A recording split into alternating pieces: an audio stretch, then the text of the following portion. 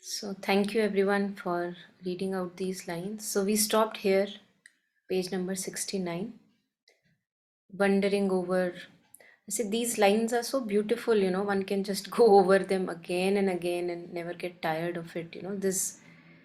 These lines also on towards the end of page 68.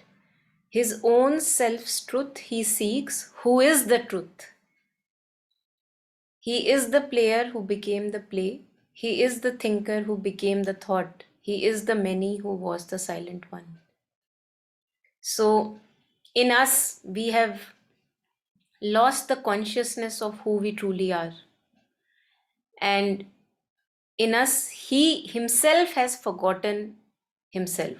That's why we slowly are becoming more and more conscious of ourselves, because that is the play that they both agreed for, that the nature prakriti will lead, impulses will lead, patterns will lead, all that is the play of nature that comes and goes. All that movement will be the leader, will be the dominant one, and through the movement the consciousness will get awakened. That's what we see happening in our own lives. Life's experiences make us mature and ripen. Through experiences we become more conscious. And that is because the Purusha surrendered willfully to Prakriti, that I will be I'll be the silent one and you are the dominant one. And that also has its own, has its own, the contract that they signed, that it has its own reason. It has its own reason that why Prakriti became dominant, through her own force is first, movement is first, and then became consciousness, it became the second. As we were reading earlier, that Purusha agreed to be the supernumerary actor, an actor who is not even, he's ignored on the stage. So he allowed himself to be ignored, so that through the movements of Prakriti, through the play of fleeting coming and going, consciousness can slowly unmask itself, so that it can become an adventure. So this is, and again in the pink, in the symbol figures of the cosmic force, in her living and inanimate signs, and in her complex tracery of events, he explores the ceaseless miracle of himself.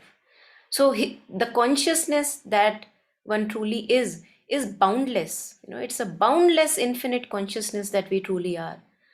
But there is a forgetfulness. So slowly through the movements of Prakriti, as we become conscious of ourselves, we see that, oh my God, this is unending adventure that we have embarked upon. We can never hit a wall that, okay, this is the end of our journey. Such is the infinity of this adventure. So he explores the ceaseless miracle. It's a ceaseless miracle. One realization after another, one height after another height, one depth of consciousness after that, another depth comes, and one goes on and on till the thousandfold enigma has been solved in the single light of an all witnessing soul.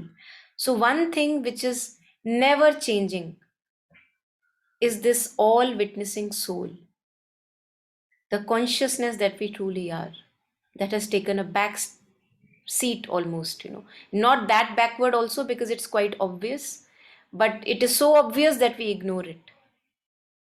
We live in ignorance because we ignore it all the time. So that's our task. Mother says becoming conscious of our movements is our journey, more and more conscious. This was his compact with his mighty mate. The mate is Prakriti and his is Purusha. Both of them signed a contract together for love of her and joined to her forever, to follow the course of time's eternity amid magic dramas of her sudden moods. So what comes first is the movement of Prakriti. I follow my impulse first, right? Then maybe suffering comes, and then I become more conscious of myself. So that is how somehow the contract was signed. But in human beings, there is a free will. In human beings, there is a self awareness which is not there in the previous forms. That I am aware of myself. The consciousness can become self-aware. That is there through nature's movements. It has happened in human beings. And that's why we call that human birth is very, very precious, not to waste it. So we'll read a few lines from Mother's commentary on Life Divine today, to explain it further. Two seem his goals, yet ever are they one, and gaze at each other over boneless time. Spirit and matter are their end and source. So, as if it appears that spirit and matter are two opposing poles and they would never meet, but the journey is from spirit to matter and from matter to spirit. So, this exchange is forever going, it's an ever going exchange. The matter has to rise up to the light of spirit, and the spirit got involuted in the matter. That's why the matter can rise up. A seeker of hidden meanings in life forms of the great mother's wide uncharted will and the rude enigma of her terrestrial ways, he is the explorer and the mariner. So the consciousness that we are is the explorer and the mariner on a secret inner ocean. This light that we have of awareness, the light of consciousness, with that we can travel such depths of consciousness. We don't know. It's like almost just like space is never ending. Just like that, the bounds of consciousness are never ending, infinite. And the more and more deeper we go into ourselves, the more we realize that there is no end to this inner discovery. He is the explorer and the mariner on a secret inner ocean without bourne. He is the adventurer and cosmologist of a magic earth's obscure geography. So, with the limited mind that we travel into this ocean of consciousness, it appears obscure, that we don't know, we are not very sure of the path that we are charting. And that's because we use mostly the limited mind to make sense of things. Half lit, as Sri Aurobindo would say, half lit ignorance. That's what he calls the mind, limited conceptual mind. So it's like a little torch in a vast dark universe. So it can help us for a long time. It helps. It has its own place in the existence. But then there comes a time then when one has to chart beyond the limited mind. Because with the limited mind identified with it, we will always remain limited. We would never know who we truly are. So this is where we had stopped last. So we'll read further, and then in between, whenever I find a opportune moment, I'll share these lines of Mother's commentary on Life Divine. Yeah. So anyone who feels ready, please read. In her material order's fixed design, where all seems sure and even when the same changed the same, even though the end is left forever unknown and ever unstable in life's shifting flow. His paths are found for him by silent fate. Thank you. Yeah. So on the appearance, on the outer appearance, the matter, the world of material existence, it has a very fixed design. This is how these shapes are, this is how the universe is, these are the planets, this is the solar system. So on the appearance level, everything appears in the material universe like as if it's fixed, fixed laws are there. In her material order's fixed design, where all seems sure. So there are, relatively, we are certain that, okay, this is the predictable path for this planet, for example. And that is how it will behave mostly. Tuck, tuck, tuck, tuck, round and round in the orbit. And even in the material terrestrial earth that we live, there also we can predict, like this is how this plant behaves, this is how that animal behaves. So there is a fixity there where all seems sure, and even when changed, the same. So even when there is a little bit of a mild difference from the basic graph that we may make, all over the image remains the same in material universe, like as if it's certain, like grooves are fixed, where all seems sure, and even when changed, the same. Even though the end is left forever unknown, and we don't know where this all is leading to. Nobody has a clue, no matter how big a scientist you may be, no matter how big a philosopher you may be. We have no clue where we are leading. Hmm? And ever unstable is life's shifting flow. So in our individual lives, we can see that life can change any moment. Life is extremely unpredictable. Any war can break out anytime. Tsunamis can come, natural calamities can happen. Even in our individual personal lives, anything can happen anytime. Very unstable, life's shifting flow. So this also tells me that I cannot make anything my ground, because by nature the material existence is, no matter how fixed it may appear, it is shifting all the time. It is shifting. I cannot make anything my ground. And ever unstable is life's shifting flow. His paths are found for him by silent fate. So no matter that the life is shifting and not really, one can't be sure where it is leading to, since it is shifting all the time.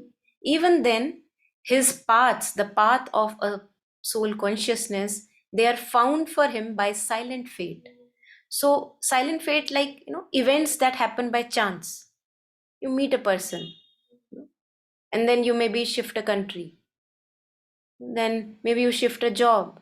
So outward events that are happening, the outward circumstances that appear mostly like chance events, they are silently kind of molding my destiny.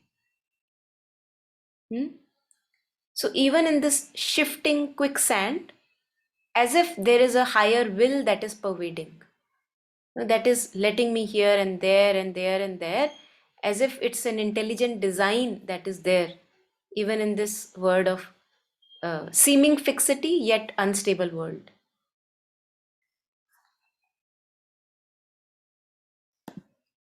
So we are led, in a sense, that we are led, no matter how shifting life's flow may seem, one is led by something higher.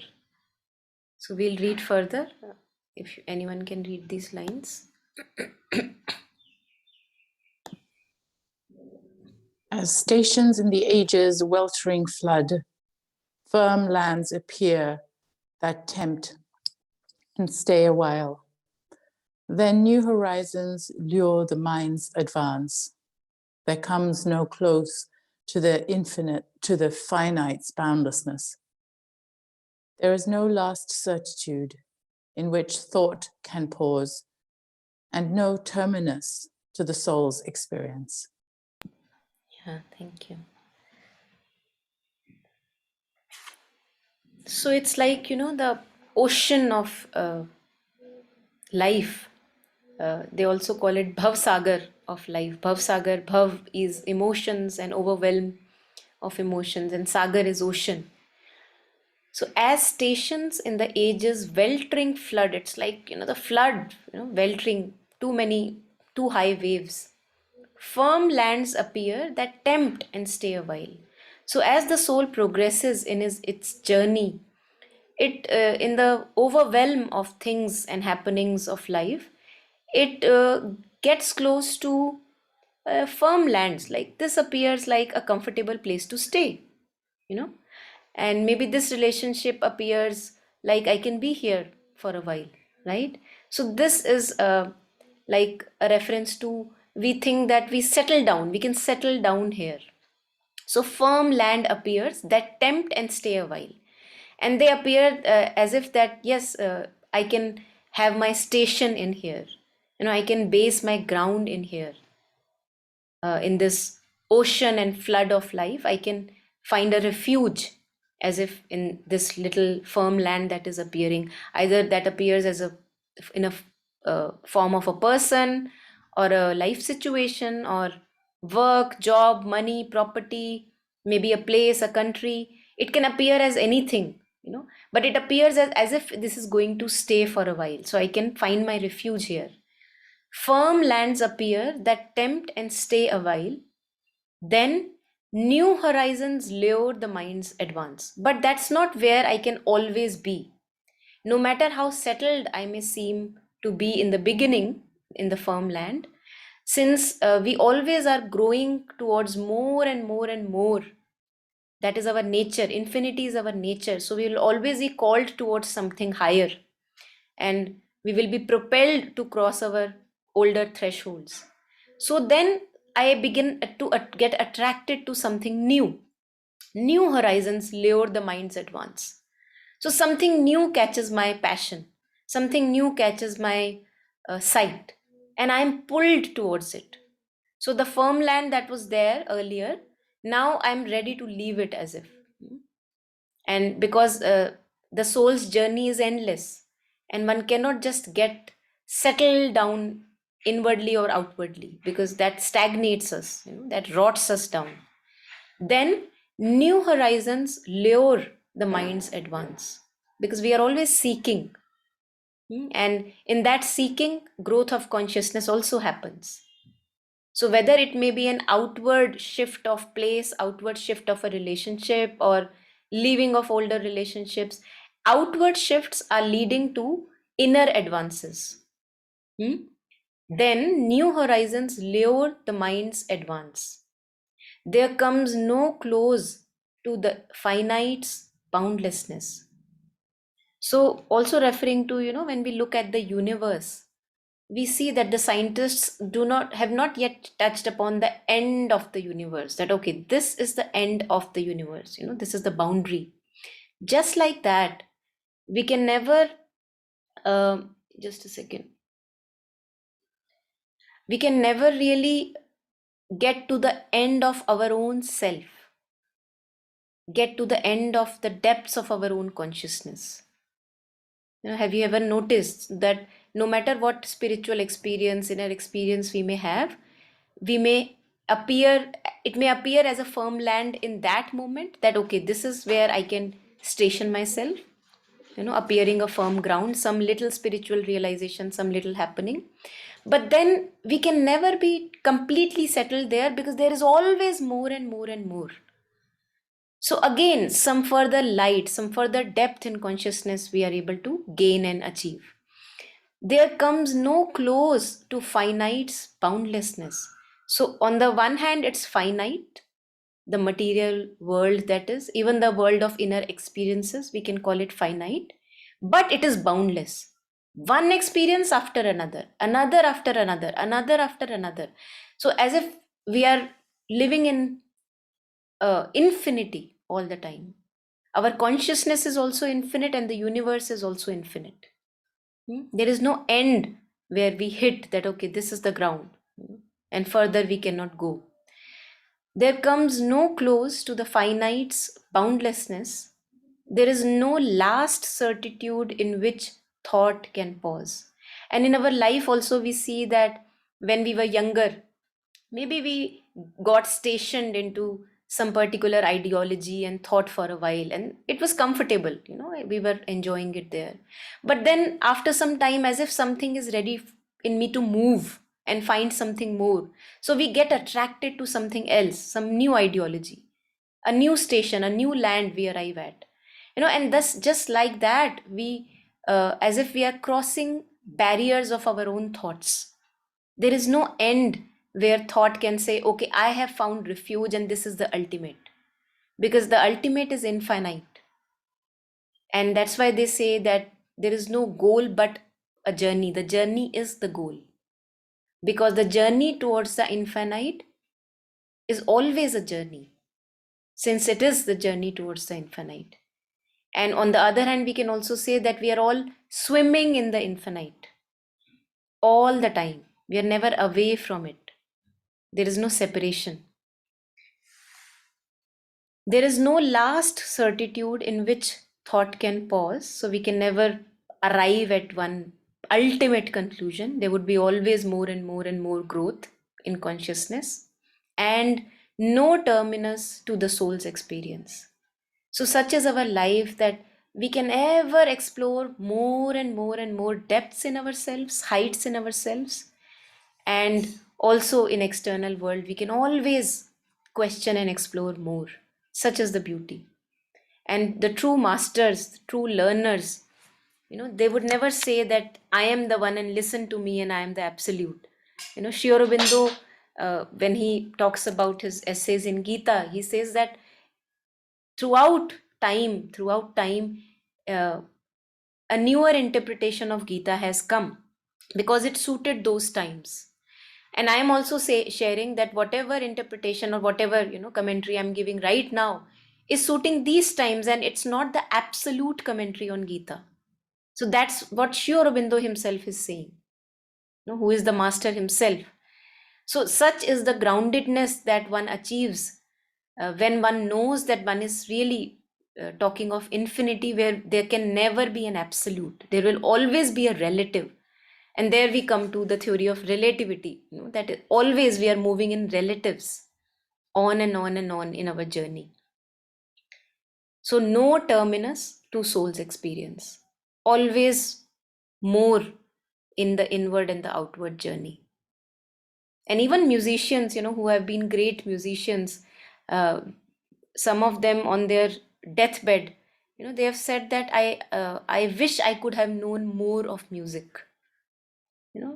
Great musicians who have spent all their life in music are saying that I wish I could have known a bit better of music. So such is the humility that comes when one really goes deep inside, because then one knows that there is no limit to the expansion.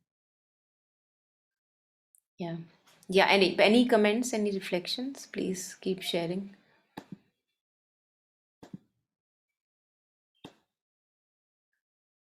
Yeah. So anyone who feels ready, the lines in yellow. A limit of farness never wholly reached. An unattained perfection calls to him from distant boundaries in the unseen. A long beginning only has been made. Yeah, thank you.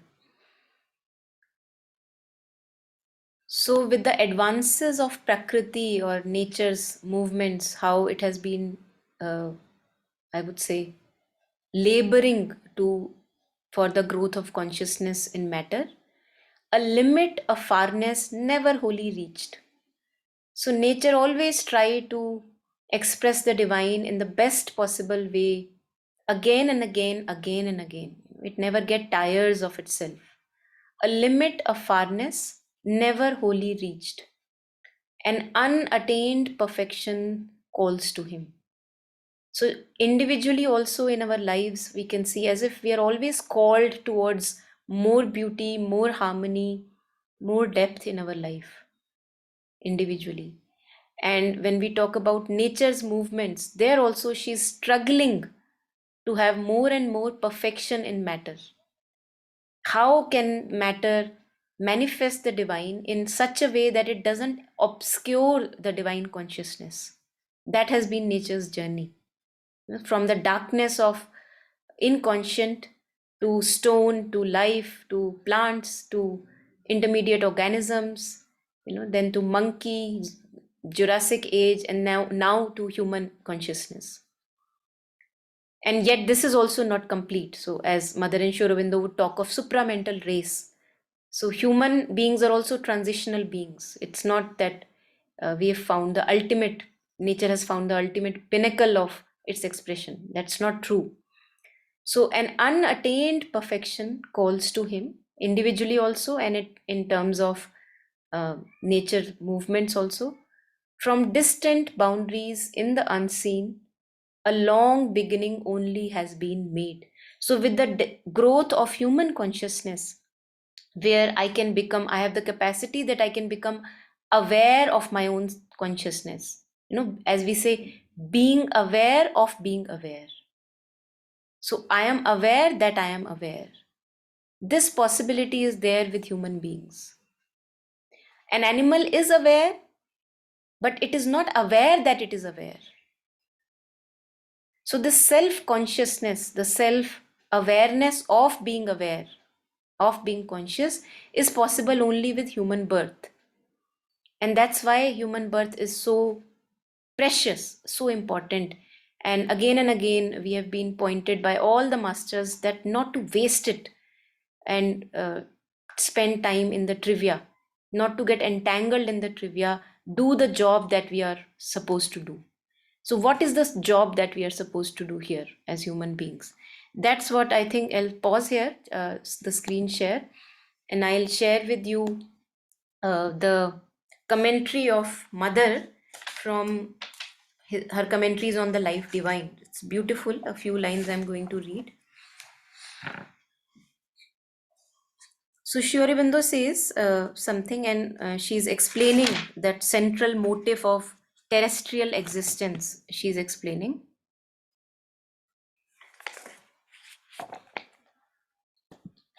So I'll just read these lines out. The central motive, that is the purpose of terrestrial existence, is to awaken, to develop, and finally to reveal in a total manifestation the spirit which is hidden at the center of matter and impels this matter from within outwards, a progressive development which will liberate the spirit working from within. So she's talking of the involution of spirit, that as if a diamond got hid in the mud. Mud is matter and the diamond is the spirit. And that spirit hidden inside the matter, which is not very obvious. So she shares that if we look at a stone, who can say that it has consciousness? But the consciousness is asleep there. So as if that one has to, slowly the matter has to become conscious of the diamond hidden inside. Then she shares that in the outer appearance, as you see them, at first you find the mineral kingdom with stones, earth, minerals, which to us in our outer consciousness appears absolutely unconscious. So if I touch a stone, if I feel a stone with my limited sense perceptions, I would see that it doesn't have much life in it, right? So it appears absolutely unconscious.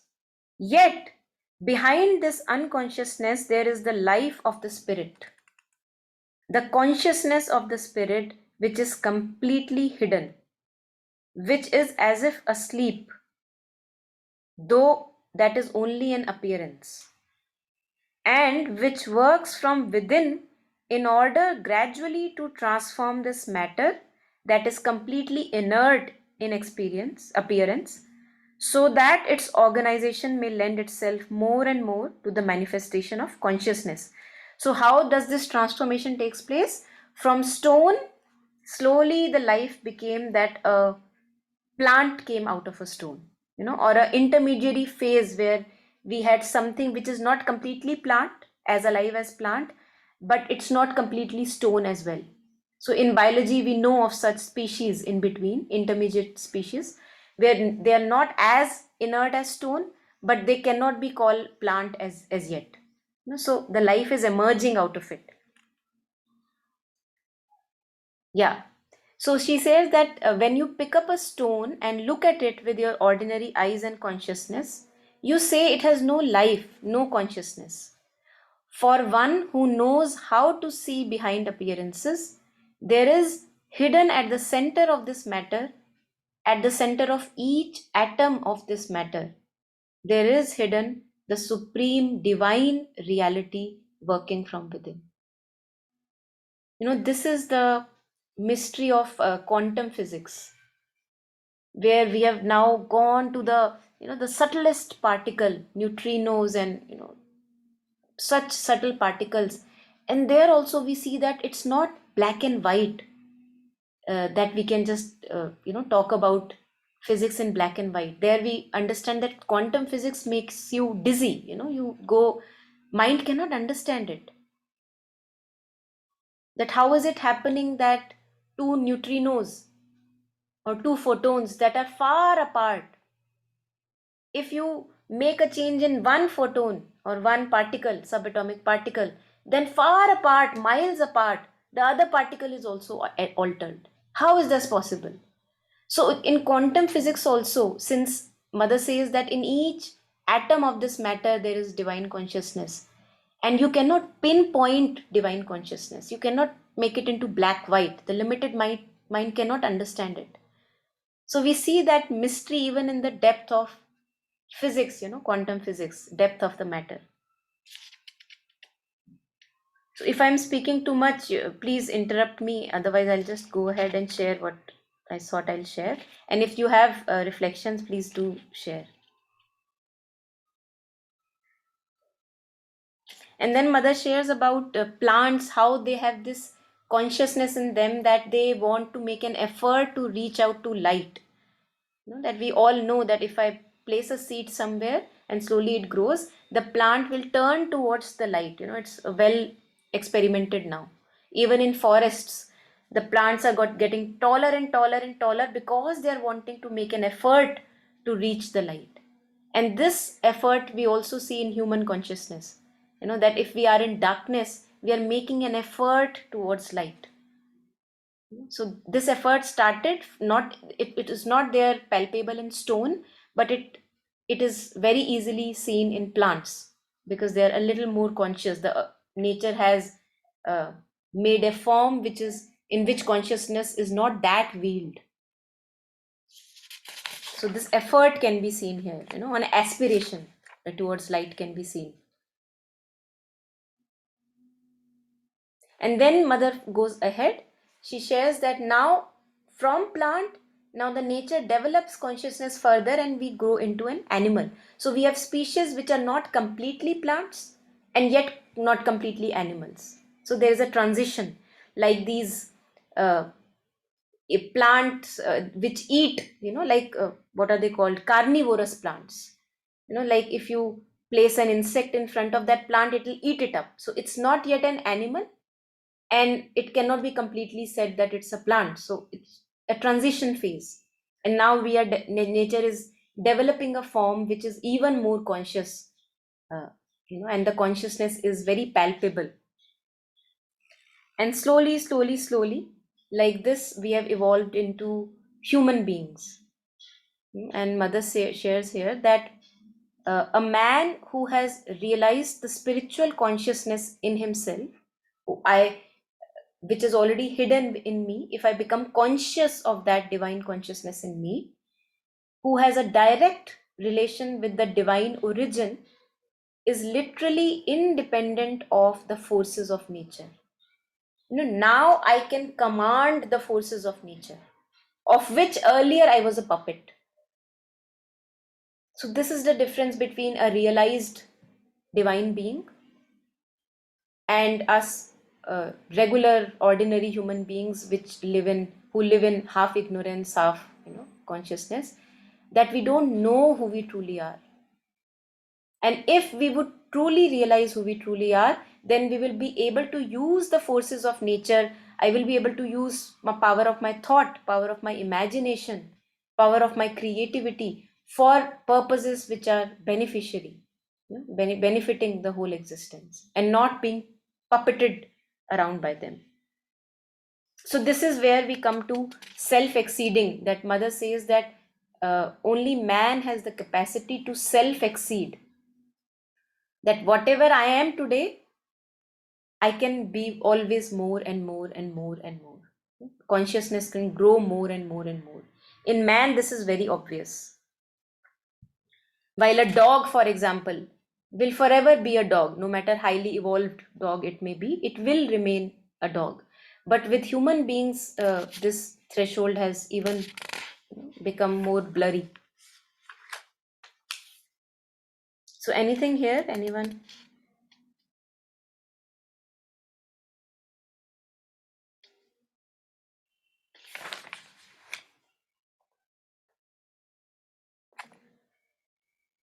So mother is sharing to a child, she shares, again commenting on the life divine, that in your outer body you belong to the animal species in the course of becoming a supramental species. And as those of us who are connected with the mother would know, that she talked about even a change of this, the matter that we have, that the supramental race will not have the same body that we have. Even the body will be able to manifest more divine in the matter. And mother says that you are not that yet, but within you there is a psychic being which has already lived in many, many countless species. So we have been a stone, we have been a plant, we have been an insect, we have been a Neanderthal man. All of that we have lived through. But within you there is a psychic being which has already lived in many, many countless species before and carries an experience of thousands of years within you, and which will continue while your human body remains human and finally decomposes. So, this memory of all experiences is there with us. And this is how we can also connect with a stone. The moment you connect with a stone, you know that, oh, I have been a stone too. The moment you connect with any other human being, I have been in their place too. Any other insect, any other creature like a mosquito or a virus, for example. All of us have been viruses at some point of time or another. So there, if we connect with that depth in us, I think we also generate compassion and warmth, that we don't feel alienated from what is around us, all the beings that are around us. Even those beings which may appear very dangerous and vicious, we have all been those species.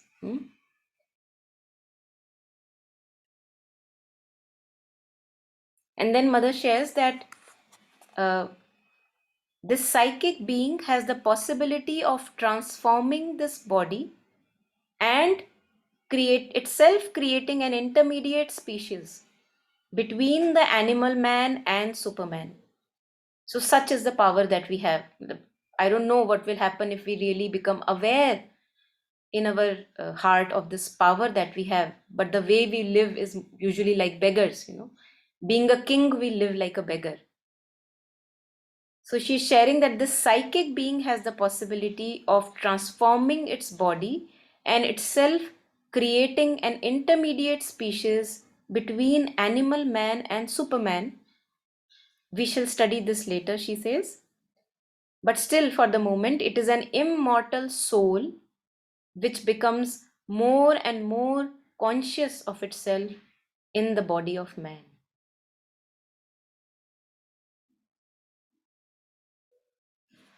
So this is our possibility, becoming more and more and more conscious of all the happenings in me, specifically in me.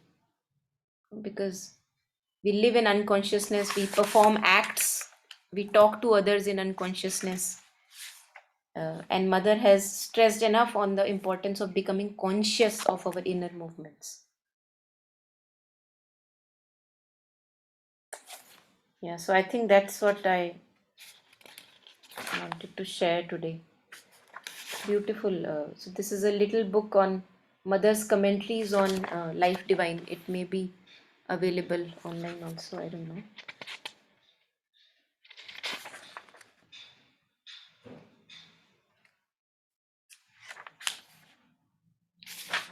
So anything anyone wants to share?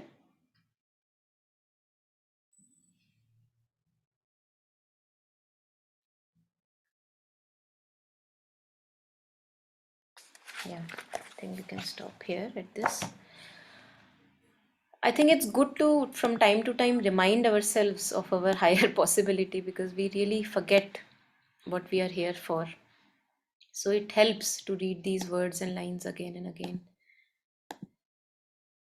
So now he talks about this journey of soul consciousness, how slowly, like a little traveler, we explore the world of matter, and then we When we become comfortable with matter, then we go into the feelings, the depths of our own emotions, and then further deeper and deeper into thought, the subtlest of consciousness. So now he creates a beautiful imagery, using the words that we understand. He creates a beautiful image here of how we travel and explore the ends of our consciousness, which is boundless. So whoever feels ready, please read.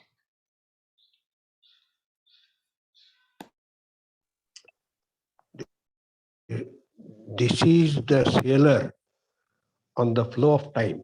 This is world matters, slow discoverer, who launched into the small corporeal birth, has learned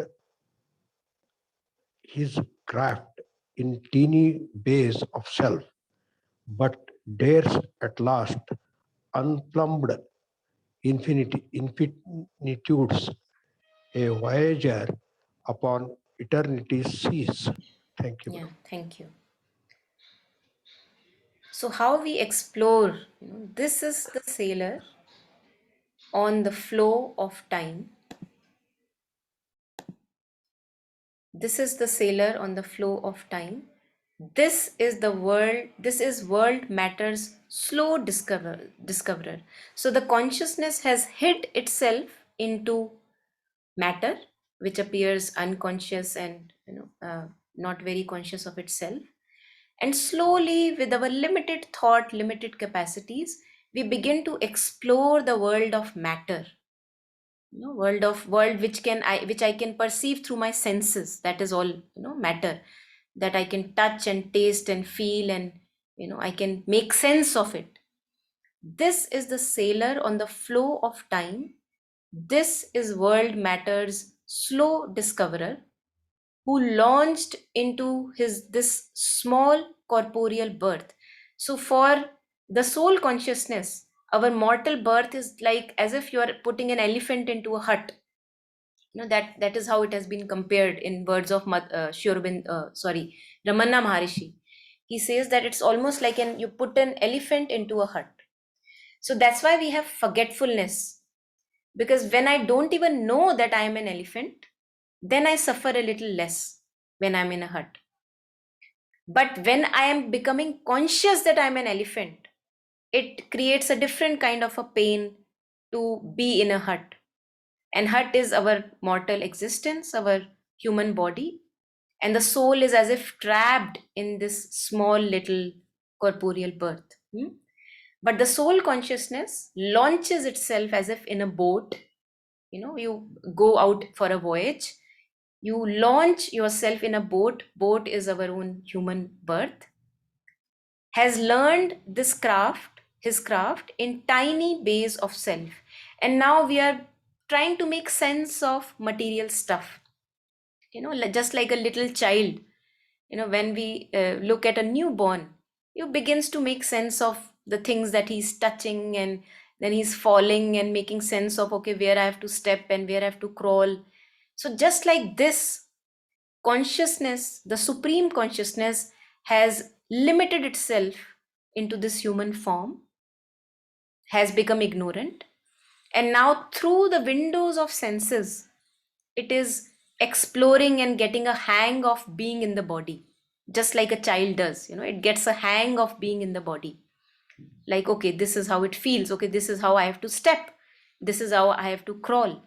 And tiny bays of self. So as if you take out a boat, and now you are learning to begin to know how to take a boat out into waters. So in the beginning, you don't just take into the deep waters. In the beginning, you stay close to the shore, and maybe half puddle and half water, not too much into the flow that you are able to go. So just like that, we are hesitantly learning to know this craft of being human. Very hesitant in the beginning. So he has learned his craft in tiny bays of self. So first we go to only those people that we know, that we feel comfortable with. We make them our friends and feel comfortable there, settled there. And then when we are confident, then we can go out maybe in the unknown territory and explore for ourselves. But dares at last unplumbed infinitudes. So in the beginning, we start with our comfort zones, very little hesitant of exploring deeper. But as we become confident, then we can take up higher challenges, deeper challenges. That, okay, let us see what will happen. Because I'm now confident, something is confident within me.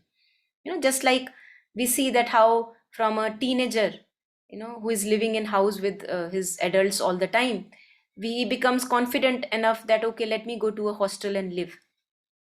Then he begins a little open and starts to make friends in the hostel and the campus. Then he goes out from the campus and explore the places nearby. So more and more, like we cross our thresholds and become more confident, and then we are able to dare to even explore those depths, those uncharted territories, unplumbed infinitudes.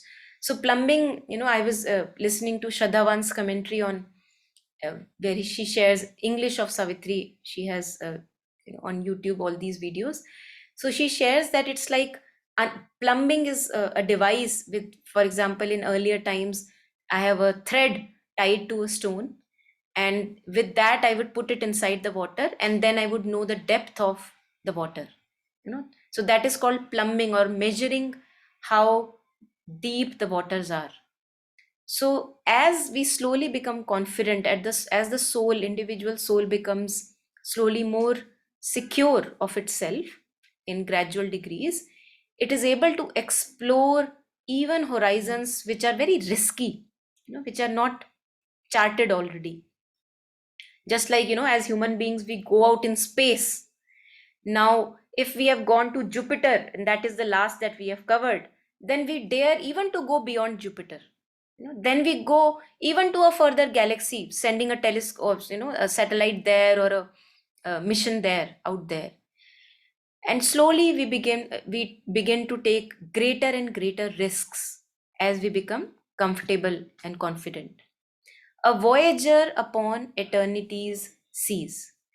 And just like these, explorations in our inward journeys also, we are always going deeper and deeper and deeper in our depths.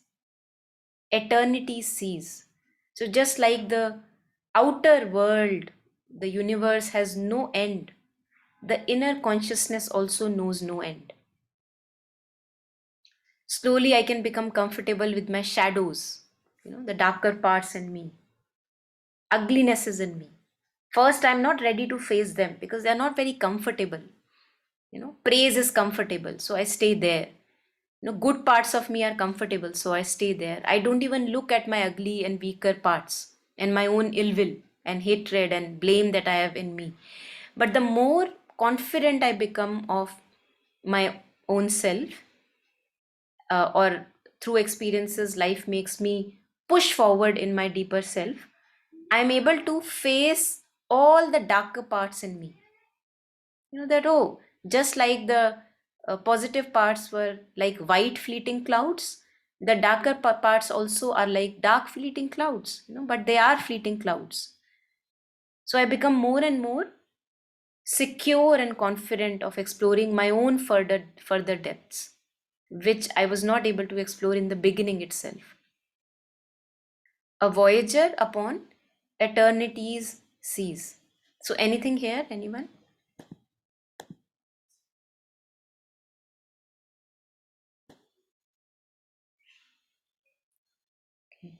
Swapna, you wanted to read? Would you like to read the next one?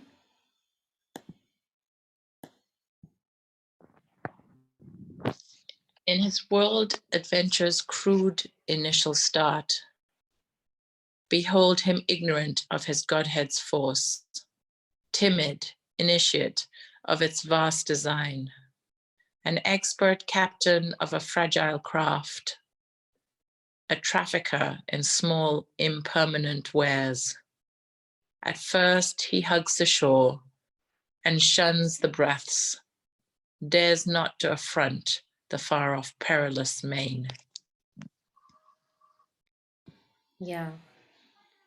So again, beautiful lines, that how being being unaware of our own divine presence, being unaware of our own true essence, behold him ignorant of his Godhead's force. We don't know how powerful we are.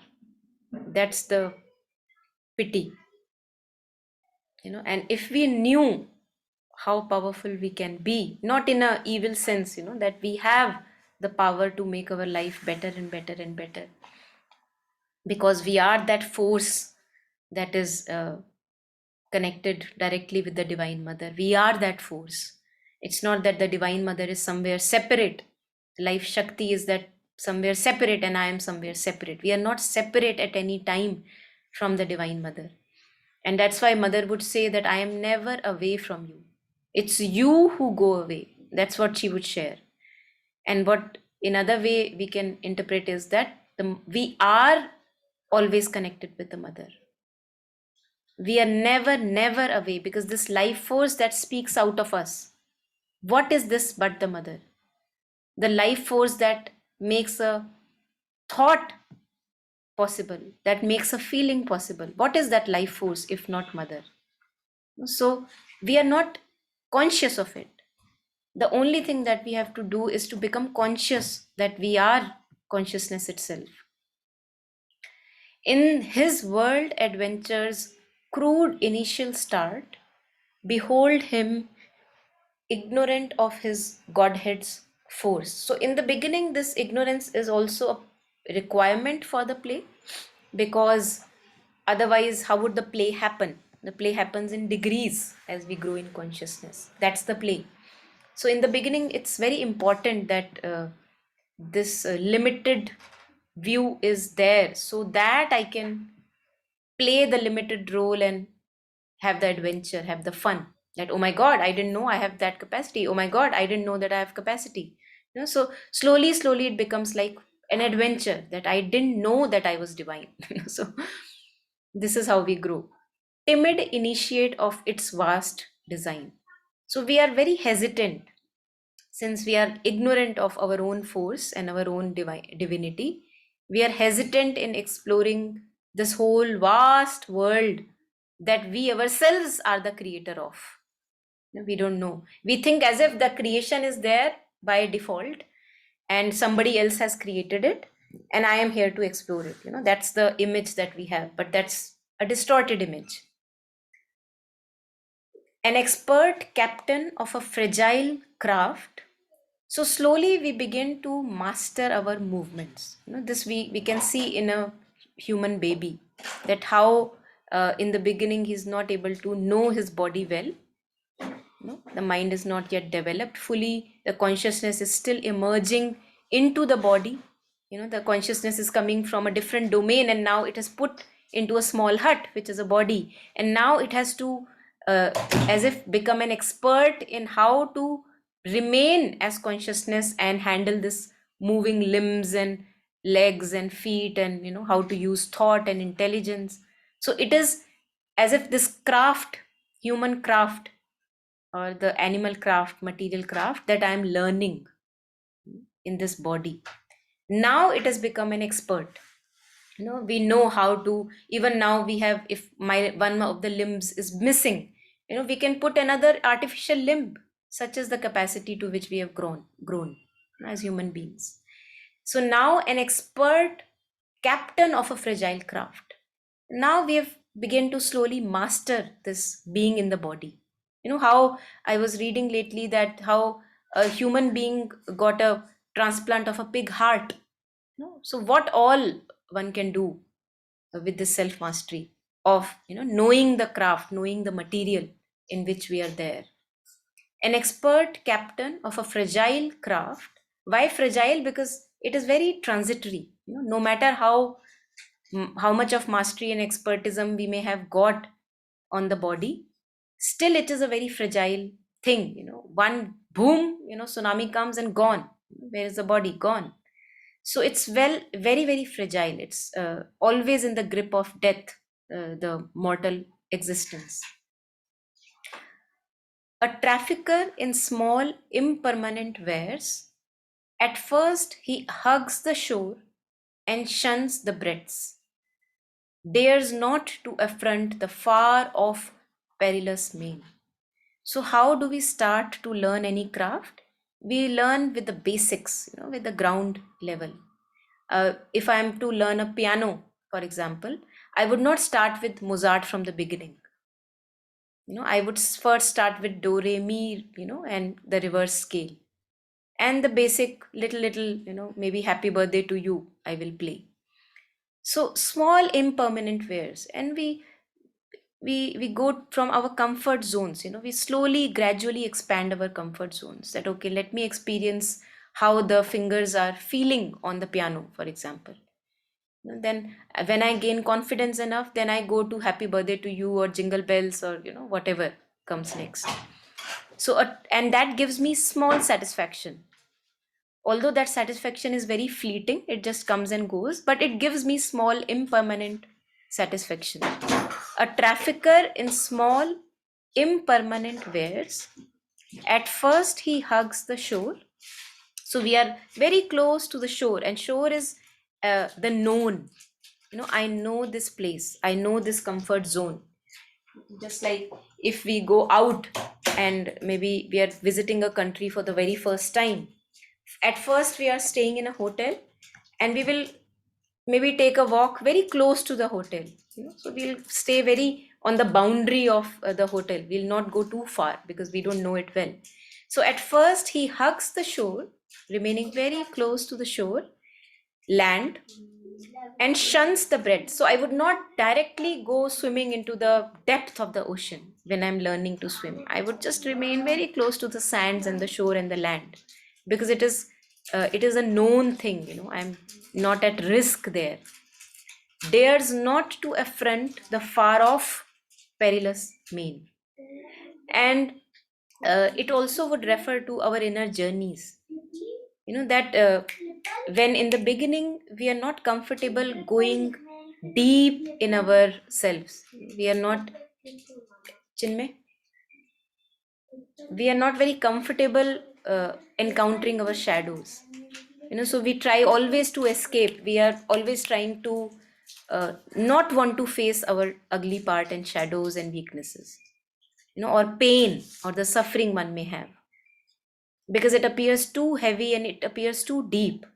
So what I do is I remain again and again, my consciousness comes back to what is comfortable. So I reach out and call a friend, maybe. I reach out for a book where I find some comfort and solace. Maybe I reach out for an entertainment, or an addiction, a known addiction, which gives me solace.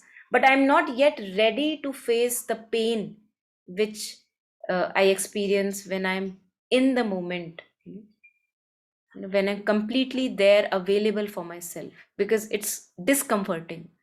And in the beginning, I'm not able to be with that discomfortable situation, uncomfortable situation. But slowly, as I go through my experiences, I can stay with these depths in my being and not reach out for some addiction, not reach out for some comfortable, area in my life. So if we, I don't know if some of us have explored this in ourselves, that when we are staying with the breath for longer periods of time, being mindful of the breathing in, breathing out, maintaining a stable connection with the inner space of the being, it is quite challenging, because the mind again and again repeats its patterns and loops. So in the beginning, it's very discomforting to stay in the present moment. We are not habituated to that.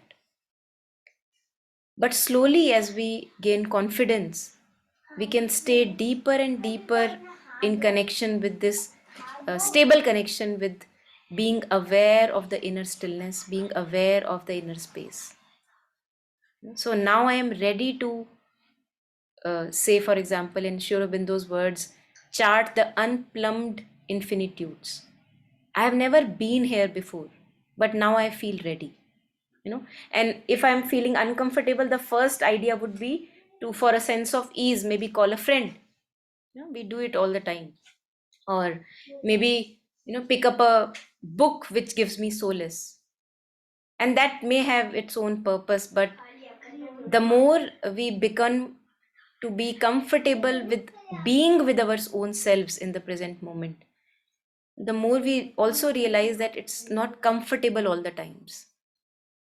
So we connect with a deeper and deeper strength, inner strength, to go through the discomfortable experiences, non-comfortable experiences, and yet maintain a stance in the present moment and let appear all the patterns and thoughts and whatever the stories that are coming, let them appear and disappear, and maintaining a presence in the present moment.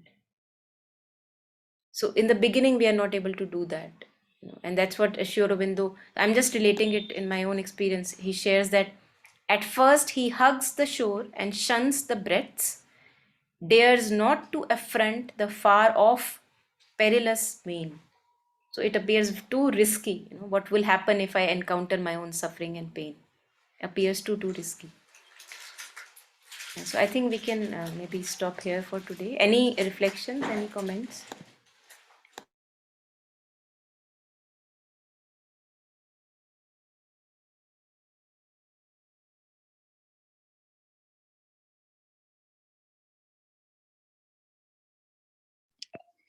I was just reflecting, Monica, on again this.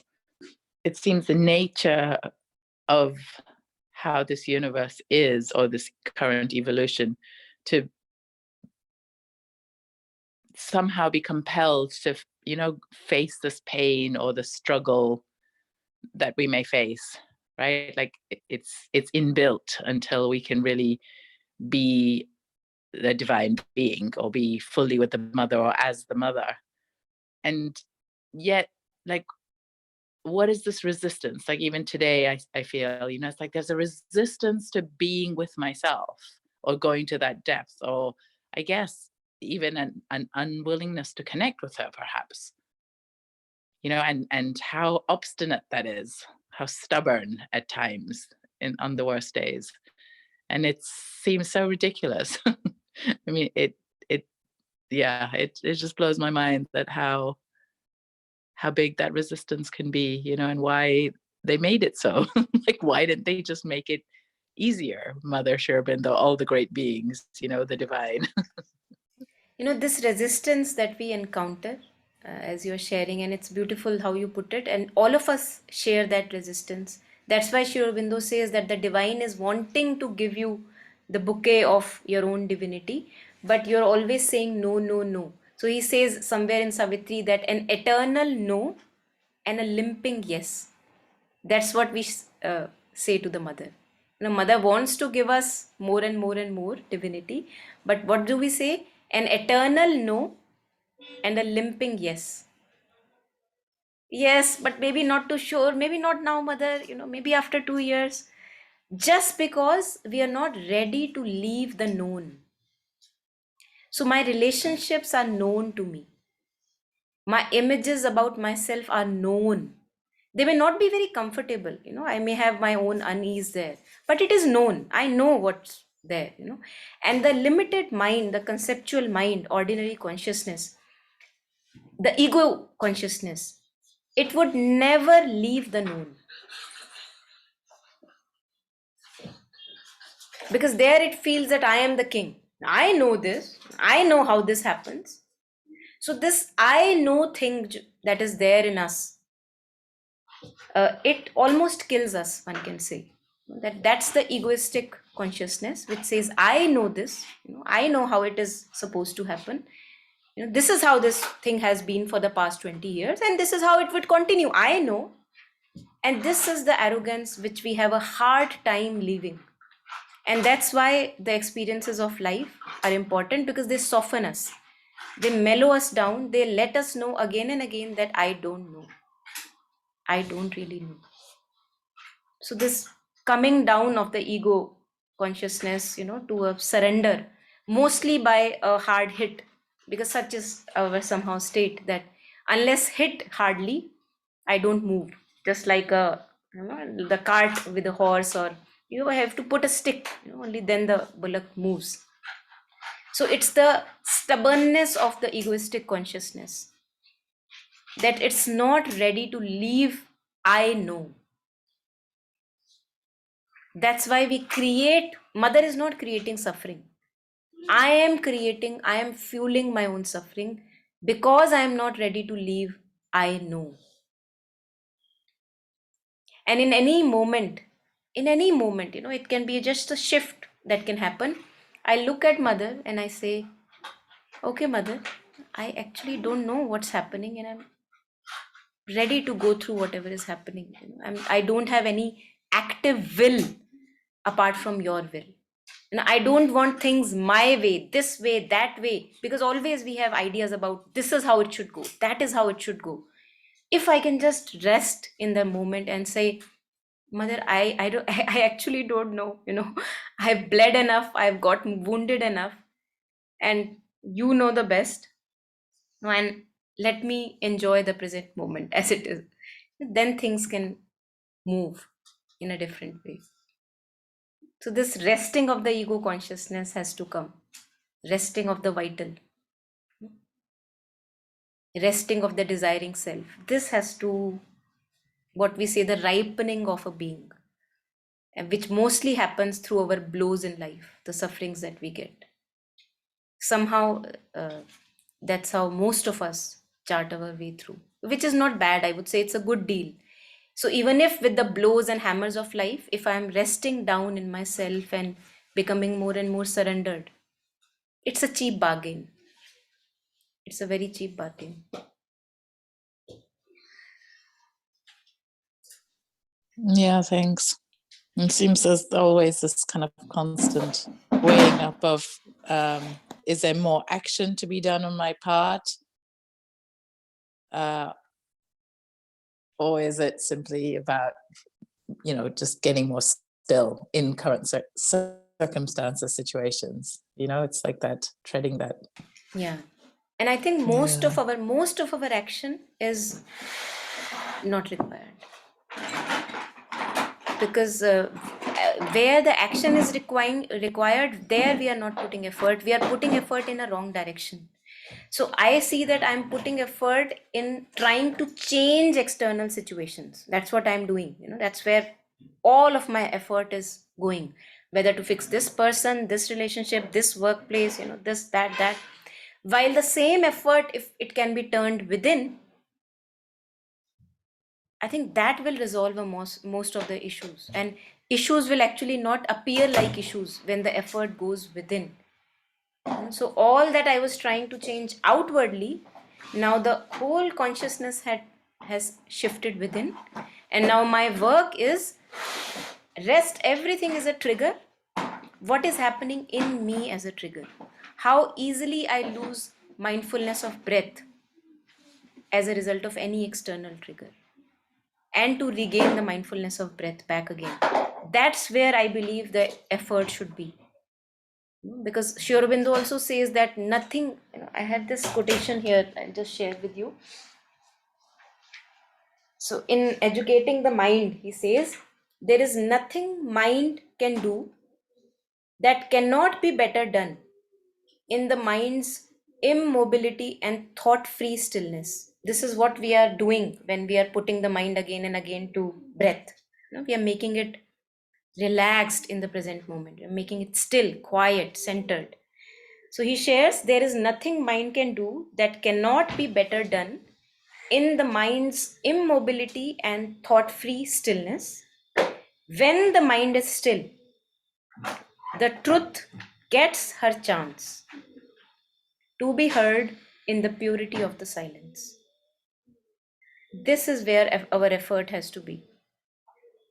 And then he further shares, the mind has to be silent and attentive. So both silent but not passive. Silent and attentive. I'm attentive also. All my energy is concentrated, focused. Silent and attentive to receive knowledge from above and manifest it. For it is an instrument of formation, of organization and action, and it is in these functions that it attains its full value and real usefulness.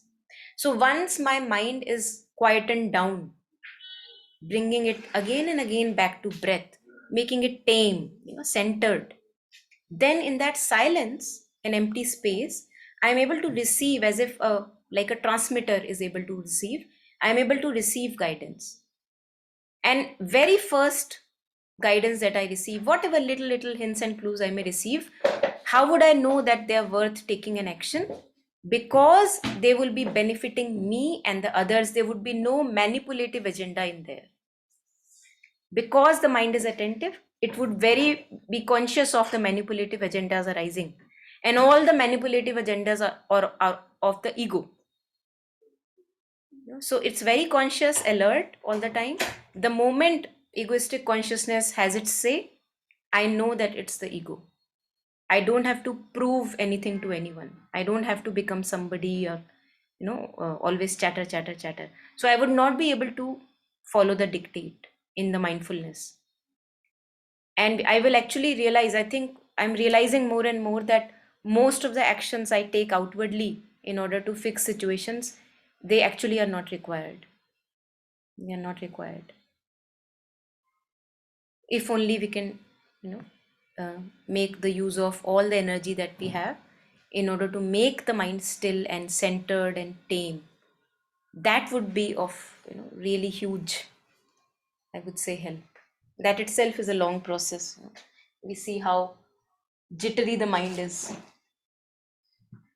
So I think, yeah.